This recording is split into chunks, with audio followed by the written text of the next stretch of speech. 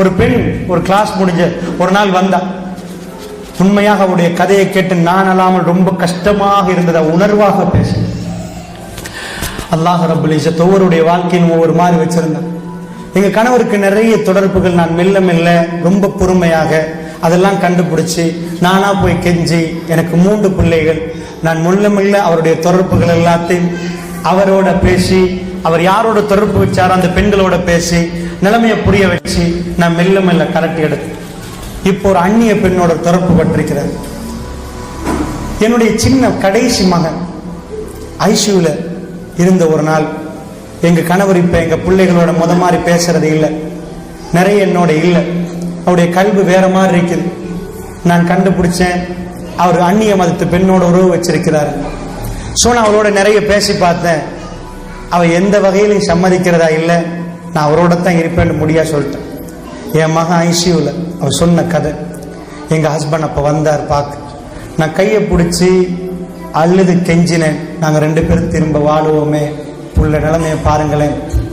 அவ சொன்னா அல்லாஹ் புள்ளைய எடுத்துட்டான், குழந்தை மௌத்தாகிட்டு. அதுக்கு பிறகாவது எங்க கணவன் குடும்பத்தை பார்ப்பார நினைச்சா ஒரே ஒரு நாள் SMS போட்டார், பிள்ளைகளை பார்க்கணும்னு. எங்க பார்க்கணும் எப்படி பார்க்கணும் ஒண்ணுமே சொல்லல.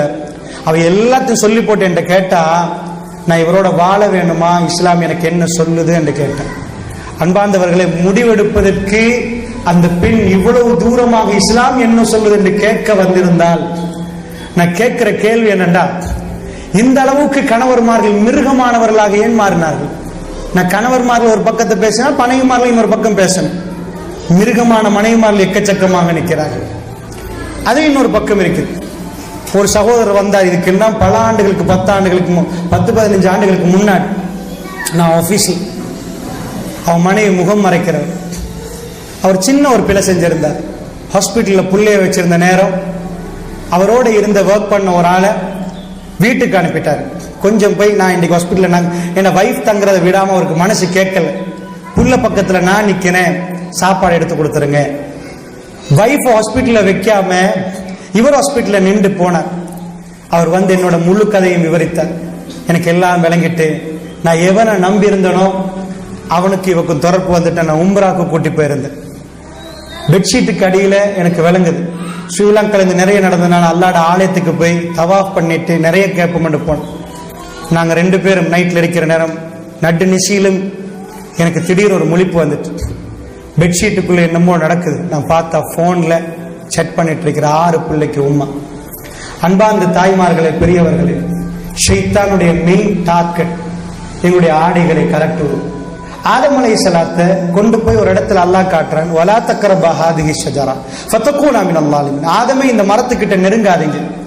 ஷைத்தான் என்ன பண்ணான்? ஃபவஸ்வஸ லஹும ஷைத்தான். ஷைத்தான் வஸ்வாசம் உண்டாக்கினான், நெருங்குங்க நெருங்குங்க நெருங்குங்க நெருங்குங்க. நெருங்கின அவனுக்கு தெரியும் ட்ரெஸ் கலட்டப்படும். உண்மையாக ஷைத்தான் எங்களுடைய வெக்கத்தலங்களை வெளிப்படுத்தி, ஒருத்தனுக்கு வெக்கம் இல்லைண்டா எதையும் செய்ய முற்படுவான். எல்லா அநியாயத்துக்கும் வெக்கம் இல்லாமல் போனால் எதையும் செய்ய ஆரம்பிப்பான். நன்றாக புரிந்துக்கோங்க. உங்க கணவர்மார்களை நீங்க இழக்க வேண்டுமாக இருந்தால், நீங்கள் அவர்களுக்கு இல்லற நேரங்களை ஒதுக்காம விட்டீங்கன்னு வைங்க, திடீரென்னு உங்க கணவர் உங்க கண்ணு முன்னாடி காணாம போயிடுவாங்க. அது சிம்பிள். ஏனென்றா அவருக்குரிய உணர்வுகள், அல்லாஹ்வுடைய தூதர் யுத்தத்துக்கு போற நேரம், பனு முஸ்தலக் யுத்தம் 9 நாட்கள் பிரயாண தூரம். சீட்டு குலுக்கி போட்டு பார்த்தாங்க, ஆயிஷா நாயகி பேர் அந்த அவதூறு சொன்ன சம்பவம் இந்த யுத்தத்துல தான் நடக்குது. நான் கேட்கிறேன், ரசூலுல்லாஹ் யுத்தத்துக்கு போற நேரம் மனைவியை கூட்டி போறாங்கன்னா, ஏன் யுத்தத்துக்கு போற நேரமாவது வச்சுட்டு போயிடலாதா? ஹலாலா உணர்வு வருகிற நேரம் அந்த உணர்வுகளை தீர்த்து கொள்ள வேண்டுமாக இருந்தார். மனைவிமார்களுக்கு அந்த உணர்வுகள் பெண்களுக்கு வருவதை விட ஆண்களுக்கு கொஞ்சம் கூடுதலாக உணர்வு வரும். அதுக்கு இஸ்லாம் உங்களுக்கு சொல்லி தந்த நேரம் என்ன? பாதல் இஷா. இஷாவுக்கு பிறகு வீணான பேச்சு இல்லை, வீட்டுக்கு போங்கன்னு இஸ்லாம் சொல்லுது. இஷாவுக்கு பிறகு பயானும் தேவையில்லை, பயானும் தேவையில்லை. ஏதாவது ஒரு சந்தர்ப்பத்தில் பயான் போட்டாலும் தவிர இஷா அதுக்கு பிறகு வீட்டடையணும். மனைவியோட நிறைய பேச வேண்டிய நேரம், நிறைய கலைக்க வேண்டிய நேரம். ஆனால் மனைவி தன்னை அலங்கரிக்கிற நேரம், ஒவ்வொரு நாளும் மனைவி தன்னை புதுப்பிக்கிற நேரம். நல்லா புரிஞ்சுக்கோ. கிறிஸ்தவ வாழ்க்கை என்ன வாழ்க்கை? ஏன் இவ்வளவு பெரிய சவால்? அவங்க வெளியே போக்குள்ள டாக்டர்கிட்ட உடுப்பாங்க, வெளியே ஸ்கூலுக்கு போக்குள்ள நல்லா உடுப்பாங்க, ஷாப்பிங் போக்குள்ள நல்லா உடுப்பாங்க, வீட்டுல ரொம்ப அசுத்தமா நிற்பாங்க. பெருமாள் ஸல்லல்லாஹு அலைஹி வஸல்லம் ரொம்ப வாசம் வீசுவார்கள். ஆயிஷா நாயகி சொல்றாங்க, அவங்க எப்பொழுதும் பல்லு துலக்குவார்கள். பெருமானாருக்கு வாசமா இருப்பது ரொம்ப புரியும். ஆயிஷா நாயகி ரசூலுல்லாஹ்வுடைய தலையை சீவி விடுவாங்க. அழகா வீட்டில் ஆயிஷ் என்று கூப்பிட்டு கொஞ்சுவார்கள் ரசூலுல்லாஹ். ஒரு நாள் ஆயிஷா நாயகி ரசூலுல்லாஹ்வுடைய வஃபாத்துக்கு போற ஒரு பாடம் நடத்துறாங்க உள்ளவங்களுக்கு. திரைக்கு பின்னாடி என்ன சொன்னாங்கன்னா, ரசூலுல்லாஹ் தன்னுடைய மனைவிமார்கள் சிலர்களை முத்தமிட்டதுக்கு பிறகு தொலை செல்லுவார்கள். அதனால் வுது எடுத்தவர் தன்னுடைய மனைவியை முத்தமிட்டதுக்காக வேண்டி வுது முறியாதண்டார். அதுல இருந்து ஒருவர் கேட்டார், என்ன சொன்னாங்க தெரியுமா? ஒரு பெண் கேட்கு, அந்த மனைவி நீங்க தானே என்று. ஆயிஷா நாயகி சிரித்தார்கள். அல்லாஹ்வுடைய நல்ல வெட்கத்துக்காக வேண்டி ரசூலுல்லாஹ் செல்ல மனைவி என்று சொன்னாங்க. அந்த மனைவி நீங்க தானே என்று சொல்கிற நேரம் சிரித்தார்கள். பெருமாள் எவ்வளவோ பிரச்சனை, இங்கால ஒரு கூட்டம் வருவது, அங்கால ஒரு கூட்டம் வருதுன்னு நினைக்கிற நேரம் கூட தன் மனைவிக்குரிய உரிமையும் கடமையும் ஒழுங்கா செஞ்சிருக்கிறாங்க. தன் மனைவியை ஆறுதல் படுத்திருக்கிறாங்க, சந்தோஷப்படுத்திருக்கிறாங்க. அதனால தான் இந்த உலகத்துல எந்த மனுஷனும் அடையாத ஒரு இடம். இந்த உலகத்துல ஐசியூல செத்து போயிருப்பான், இன்டென்சிவ் கேர் யூனிட்ல ஒரு பெட்ல ஒரு பிலோல செத்து போயிருப்பாங்க. மனைவி மடியில உட்கார்ந்து மௌத்தா இருக்க மாட்டாங்க, வேணுமாண்டா சாஞ்சு மௌத்தா இருப்பாங்க. சக்கராத்துடைய வேதனை ரசூலுல்லாஹ் சாயல்ல, மனைவி மடியில உட்கார்ந்து இருந்தாங்க. அவங்க களத்துக்கும் நெஞ்சுக்கும் இடப்பட்ட தலை இருந்தது. ஆயிஷா நாயகி குல்சூராக்களை ஓதி ரசூலுல்லாஹ்வுடைய கரத்தால் தடாவி விட்டார்கள். இப்படி ரசூலுல்லாஹ் பக்கத்துள்ள பாத்திரத்தில் முகத்தை துடைத்தார்கள் உட்கார்ந்து கொண்டு. நான் கேட்கிற, எந்த ஒரு மனிதனுக்கு உணர்வு இருந்தா அது வாழுகிற நேரம், சோமில்லாத நேரம் உணர்வு வராது. தன் மனைவியோட கடமைகளை நிறைவேற்றணும் என்று வராது. அது சுகமாக இருக்கிற நேரம் ஆணுக்கும் பெண்ணுக்கும் உள்ள இயற்கை தேவைகள் நிறைவேற்றவர். சக்கராத்துல வருமா? காய்ச்சலா இருக்கிற நேரம் யாருக்கா உணர்வு வருமா? ரசூலுல்லாஹ் உணர்வு அல்ல, தன் மனைவி விட்டு பிரிகிற நாள் மறக்க முடியாத ஒரு ஞாபகம், ஸ்வீட் மெமரியை கொடுத்து விட்டு போகணும். வெறும் 18 வயது. இதுக்கு பிறகு யாரையும் அவங்களுக்கு திருமணம் முடிக்க இயலாது. இன்றைக்கு நான் மடியில உட்கார்ந்தால் ஆயிஷா ரலியல்லாஹுடைய மடியில் எப்பொழுதும் உட்கார்ந்த மாதிரி அந்த ஃபீலிங், ஃபைனல் மூமெண்டை ரசூலுல்லாஹ் தனக்கு அவ்வளவு வருத்தம் இருந்தது. இன்னலில் மௌத்தி சக்கராத், மௌத்துக்கு ஒரு வேதனை இருக்கிறது, சக்கராத் இருக்கின்ற சொல்லி சொல்லி தன் மனைவி மடியில் உட்கார்ந்தால் ஆயிஷா நாயகி சொன்னால், நான் இறுக்கமாக பெருமானாரை பிடித்து இருந்தேன். என் கணவர் என்னுடைய கையை பிடித்து நான் தடாவி கொண்டிருந்தேன். அவருடைய கரத்தால் குல்சூராவை ஓதி என் கரத்தை பிடித்தார். வேண்டாம் என்று சொன்னது போன்றிருந்தது, நான் நிறுத்தி விட்டேன். அல்லாஹ்வுடைய தூதருடைய கடைசி நேரம் அப்பொழுதுதான் சம்பவித்தது என்றார்கள் ஆயிஷா நாயகி. நான் ஓதிக்கொண்டிருப்பதை ரசூலுல்லாஹ் நிப்பாட்டினார்கள். என் கரத்தால் பிடித்து போதும் என்று சொன்ன மாதிரி இருந்தது. ரசூலுல்லாஹ் என் மடியை விட்டு இன்னும் கொஞ்ச நேரத்தில் போய்விட்டார்கள். அல்லாஹ்வுடைய நல்லடியார்களே, இந்த உலகத்தில் எக்கச்சக்கமானவர்கள் ஃபேமிலி சைக்காலஜி பேசுவார்கள், குடும்ப உளவியல் பேசுவார்கள். அமெரிக்காவில் எக்கச்சக்கமான பல்கலைக்கழகத்தில் PhD வரைக்கும் படிச்சு கொடுக்கிறாங்க.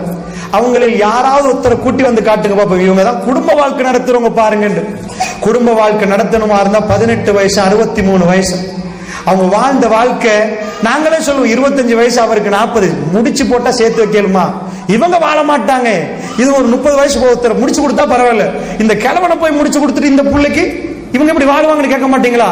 63 வயசு 18 வயசு. ஆயிஷா என்ன சொன்னார் தன்னுடைய கணவரை பத்தி ஞாபகப்படுத்தி, நான் எல்லாம் ரொம்ப கஷ்டப்படுவேன், ஹைல் நேரம் ரொம்ப வேதனையா இருக்கும் எனக்கு. அல்லாஹ்வுடைய தூதர் ரசூலுல்லாஹ் மௌத்துக்கு போற சொல்றாங்க. அல்லாஹ்வுடைய தூதர் வந்து கேட்பார்கள், ஞாபகப்படுத்துறாங்க, நான் இறைச்சிய கடிப்பேன், ஆயிஷா எங்கால் கடித்தீர்கள் என்று கேட்பார்கள். நான் சொல்லுவேன், யா ரசூலல்லாஹ் இது. அதே இடத்தால் ரசூலுல்லாஹ் கடிப்பார்கள். சுப்ஹானல்லாஹ். என்னை ரசூலுல்லாஹ் ஆயிஷ் என்று கூப்பிடுவார்கள். ரசூலுல்லாஹ் என்னை ஆயிஷ் என்று கொஞ்சுவார்கள். இதான் குடும்ப வாழ்க்கை. உங்களுக்கு யகூதி குடும்ப வாழ்க்கையை சொல்லி தர போறானோ, கிறிஸ்தவன் உங்களுக்கு சொல்லி தர போறானோ? யார் உங்களுக்கு குடும்ப வாழ்க்கையை சொல்லி தருது? நான் ஹைலே ரொம்ப வருத்தப்படுவேன். ரசூலுல்லாஹ் வளமைக்கு மாற்றமா என் மடியிலே சாய்ந்து கொள்வார்கள்.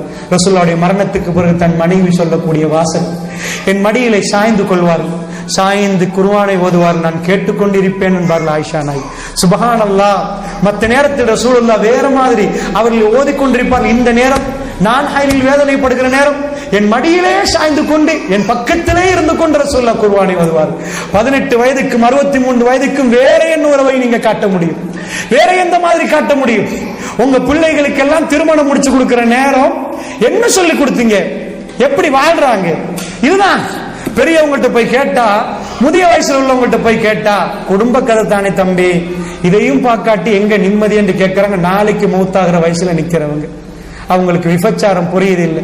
ஒரு ஆம்பளை இன்னொரு பொம்பளையும் இந்த குயன்வத்தில் அந்த வீட்டுல ஒரு ஆம்பளை, இந்த வீட்டுல ஒரு பொம்பளைண்டா, இவங்க ரெண்டு பேரும் கைப்பிடிச்சாலும் விபச்சாரம். அதை பார்க்கறது விபச்சாரம் இல்லை. அல்லாஹ் என்னையும் உங்களை பாதுகாக்க.